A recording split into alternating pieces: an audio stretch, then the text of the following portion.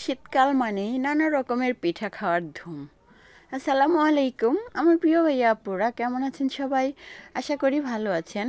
আমিও আল্লাহর রহমতে আলহামদুলিল্লাহ ভালো আছি, আপনাদের দোয়া ও ভালোবাসায়। তো চলে আসলাম ছোট্ট একটা ব্লগ নিয়ে।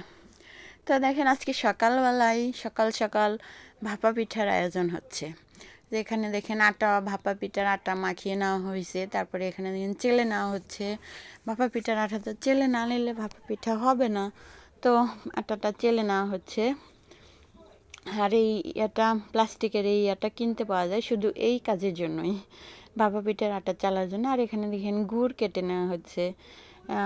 খেজুরের গুড় মানে এখনও পাওয়া যায়নি, তো আজকে আমরা কুশারের গুড়টাই নিয়ে আসছি। আমাদের বাজারে খেজুরের গুড়টা পাওয়া যায়নি, অন্য বাজারে আছে, ওই বাজারে যাওয়ার সময় হয় নাই, তো আমাদের বাজার থেকেই কিনে নিয়ে আসলাম কুশারের গুড়। তো কুশারের গুড় দিয়েই বানিয়ে নিচ্ছি। তারপরে খেজুরের যে ঝোলা গুড় সেটা তো আছে, ওটা দিয়েও খাওয়া যাবে সাদা বানিয়ে। আর কিছু বানাবো গুড় ভিতরে গুড় দিয়ে, আর কিছু বানাবো সাদা। দুইটা দিয়েই দুইভাবেই খাওয়া যাবে। তো দেখেন, এই যে গুড়টা দিয়ে মাঝখানে দিয়ে নিচ্ছি, নিয়ে তারপরে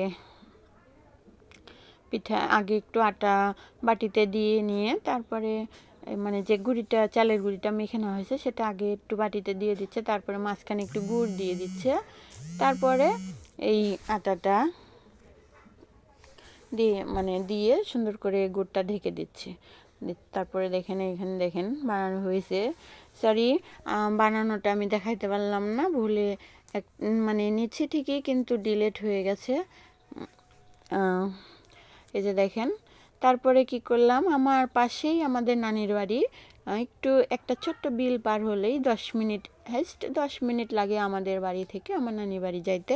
তো পিঠা বানানোর পরে ভাবলাম একটু নানি বাড়ি, নানি বুড়ো হয়ে গেছে, বুড়ো মানুষ, নানা মারা গেছে, নানি আছে, তো নানিকে কটা পিঠা দিয়ে আসি। তো গরম গরম পিঠা নিয়ে নানি বাড়ি যাচ্ছি। দেখেন, হেঁটে হেঁটে যাচ্ছি, শীতের সকাল, কুয়াশা কুয়াশা, এই জন্য একটু পরিষ্কার দেখা যাচ্ছে না। এগুলো সরিষা ক্ষেত, আমাদের এখন বিলে চারপাশে অনেক সরিষা ক্ষেত।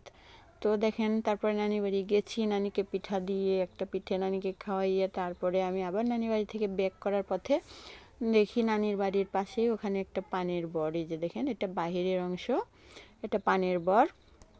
তারপরে এই যে দেখেন, পানের বাড়ির ভিতরে আমি আবার একটু কাছে গেলাম, দেখি কেউ আছে কিনা, দেখি একজন কাজ করতেছে। পরে বললাম আমি একটু ভিতরে আসতে পারি? বললো হ্যাঁ আসেন, সমস্যা নেই। পরে আমি ভিতরে গেছি। আর সকাল তো, কুয়াশা কুয়াশা আবহাওয়ায়, এই কারণে একটু ভিডিওটা পরিষ্কার হয় নাই, ক্লিয়ার দেখা যাচ্ছে না। তো এই যে দেখেন, পানগুলো কত সুন্দর দেখা যাচ্ছে, হালকা হালকা। আজকে একটু রোদ উঠছে, মনে হচ্ছে যে সূর্যটা একটু করে বের হচ্ছে। সকাল বলতে তাও 9টা বেজে গেছিলো, আজকে একটু রোদ উঠছিল। তো ওই যে পানের বরের চারপাশ দিয়ে যে বেড়া, উপর দিয়ে যে একটা ছাউনির মতো দেওয়া হয়, সেটার ফাঁক দিয়ে একটু করে রোদ আসছে। আর দেখেন, পানগুলো কত সুন্দর সারিবদ্ধ করে লাগানো আছে, মানে এরকম করে লাগানো আছে, মাঝখান দিয়ে সারি, রাস্তা রাস্তা দিয়ে যাবে আর পানগুলো উঠাবে দুই পাশ থেকে, এ পাশ থেকে উঠাবে, ওই পাশ থেকে উঠাবে, আবার আর এক পাশে যাবে, এভাবে উঠাবে। আর পানগুলো একটা করে পান যেগুলো বড় হয়ে যায় উঠিয়ে নিয়ে সেই ডাঁড়াগুলো নিচে নামিয়ে দেয়, আবার ডাঁড়াগুলো আবার মাথা থেকে আবার উপরে উঠে যায়, পান ধরে। কত সুবিধা আর কত বুদ্ধি, দেখছেন? একটা করে পান গাছে কতদিন পান ধরে। আর পান যারা খায় তারা এই পানের মর্মটা বোঝে। আমার মা খায়, আমার নানি খায়, আর অনেকে আমার ফুপু খায়, অনেকে পান আসলে আগের মানুষরা বেশিরভাগই খায়, তো এখনকার মানুষ হয়তো বা একটু কম খায়, তারপরেও খায়। আর পানটা আসলে যারা খায় তাদের কাছে যদি ভাত না দিয়ে পান দেওয়া যায় তাহলে তারা অনেক খুশি। ভাতটা যদি তাদেরকে না দেওয়া হয় কিন্তু পান যদি দেওয়া হয় তাহলেই তারা খুব খুশি হয়ে যায়, তাদের আপ্যায়ন হয়ে যায়, অতিথি আপ্যায়ন হয়ে যায় পান দিলেই। গ্রামের মানুষের এমন, যারা পান খায় তাদের। তারপরে পানের বর থেকে ঘুরে বাড়িতে আসলাম, আস্তে আস্তে ভাবছিলাম বাড়িতে গিয়ে কি করব। তো ভাবলাম একটা চুলা, আমাদের যে পুরাতন চুলা নষ্ট হয়ে গেছে, তো সেই চুলাটা আর একটা চুলা বানাবো নতুন, সেই চুলাটা ভেঙে ওখানে নতুন করে চুলা বানাবো। তো আর একটা চুলা আমি বাহিরে উঠানের মধ্যে বানিয়ে নিচ্ছিলাম, যে ওটাতে কিছুদিন রান্না করব, তারপরে ওটা ভেঙে আবার নতুন করে বানাবো।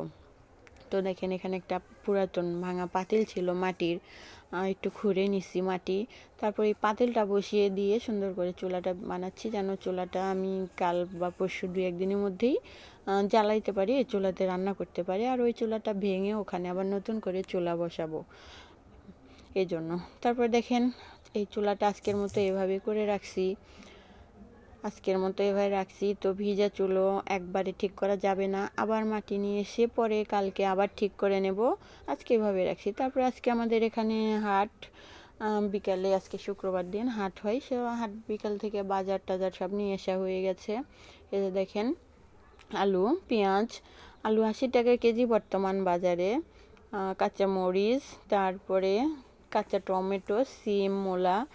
আর এখানে দেখেন একেবারে টাটকা তরতাজা, এই যে দেখেন লাফাচ্ছে মাছগুলো, সরপুঁটি মাছ। এটাকে আপনারা কী মাছ বলেন জানি না, আমরা সরপুঁটি মাছ বলি। আর আমার এই মাছটা খুব পছন্দ, কার পছন্দ জানি না, আমার এই মাছটা এত পছন্দ, আমার এই মাছটা খুব ভালো লাগে। আমার কাছে এই মাছে কাটা কম লাগে, আর মাছটা একটু মিষ্টি মিষ্টি লাগে, আমার কাছে খুব ভালো লাগে। তো আমার ভিডিওটা আজকে এই পর্যন্তই। যদি ভালো লাগে লাইক কমেন্ট শেয়ার করবেন। সবাই ভালো থাকবেন। আল্লাহ হাফেজ।